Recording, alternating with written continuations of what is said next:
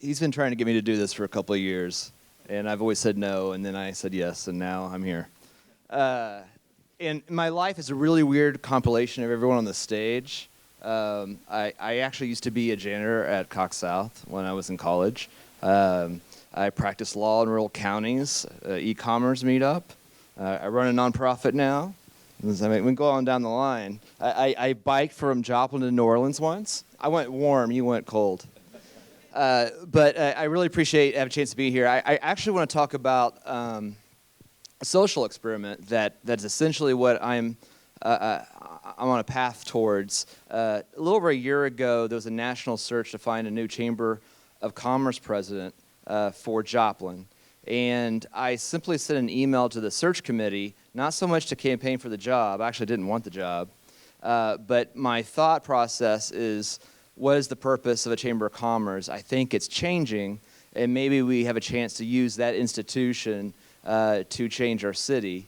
And that started the conversation, which led me to this position. And then at the end of the process, I had to talk my wife into letting me basically drop all my entrepreneurial pursuits and sell one product, Joplin. So I did my listening tour. Listening tour, right? Yes. For the first 90 days, I basically met with businesses, and I mean that in the generic sense. I'm talking about nonprofits, startups, advanced manufacturers, healthcare systems, and over again, I heard the same thing. And when I talk about prohibitors of growth or prohibitors from accomplishing their mission, the next phase of that discussion is what's the business community's role in achieving those goals or removing those barriers.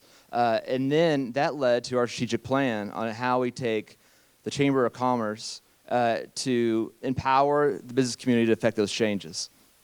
And all roads led to talent attraction and retention.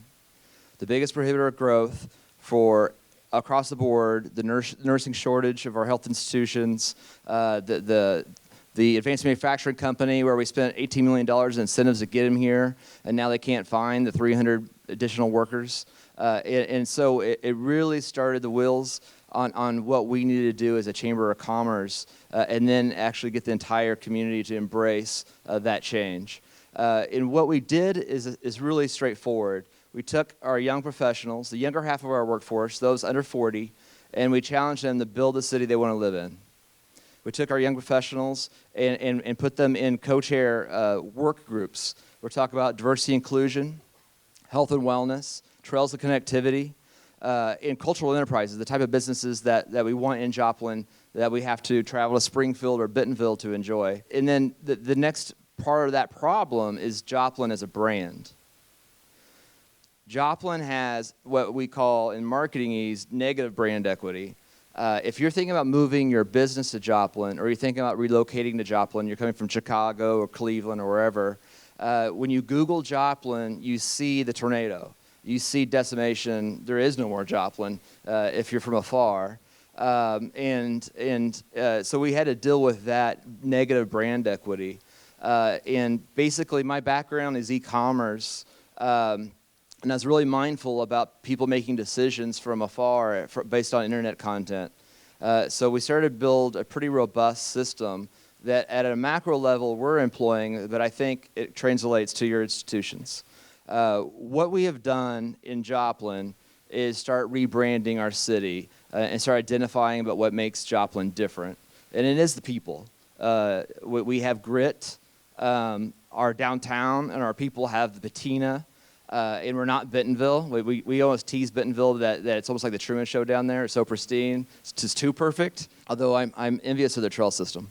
But it's really important to start telling our story. So we took economic development dollars that have been used in the past to send the chamber president to manufacturing conventions.